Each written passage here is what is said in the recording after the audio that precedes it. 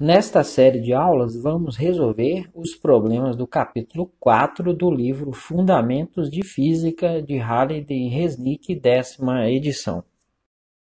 Problema 77. A neve está caindo verticalmente com a velocidade constante de 8,0 metros por segundo.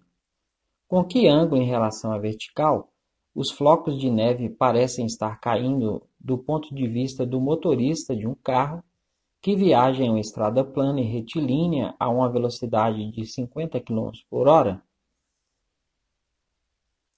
Vamos considerar que o carro está se movendo no sentido positivo do eixo X e que os flocos de neve se movem no sentido contrário ao eixo Y positivo.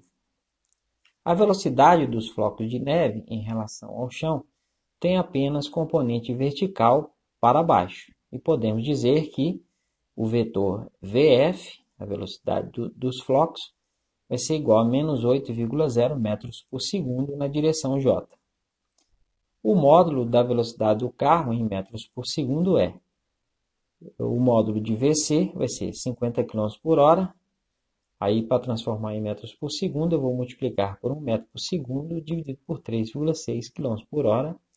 Eu cancelo km por hora. E 50 dividido por 3,6 dá 13,9 metros por segundo. Este vetor tem apenas componente horizontal e podemos dizer que o vetor VC vai ser igual a 13,9 metros por segundo na direção I.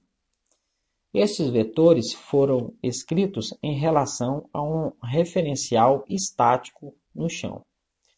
Como fizemos em problemas anteriores, o vetor velocidade dos flocos de neve em relação ao referencial do carro em movimento é igual a o VFC, a velocidade dos flocos em relação ao carro, vai ser o vetor VF, que é a velocidade dos flocos em relação a um referencial estático, menos a velocidade do referencial, que é o vetor VC.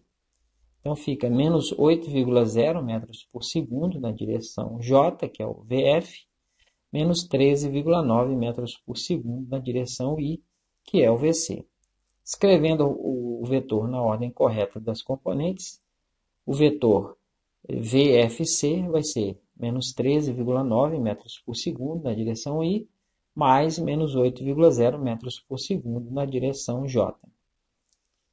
Olhando sob o ponto de vista de um observador no carro, ele verá os flocos de neve caindo diagonalmente, formando um ângulo θ com a vertical. No triângulo retângulo formado pelo vetor e suas componentes, o módulo da componente x tem a mesma medida do cateto oposto ao ângulo θ. E o módulo da componente y tem a mesma medida do cateto adjacente a este ângulo.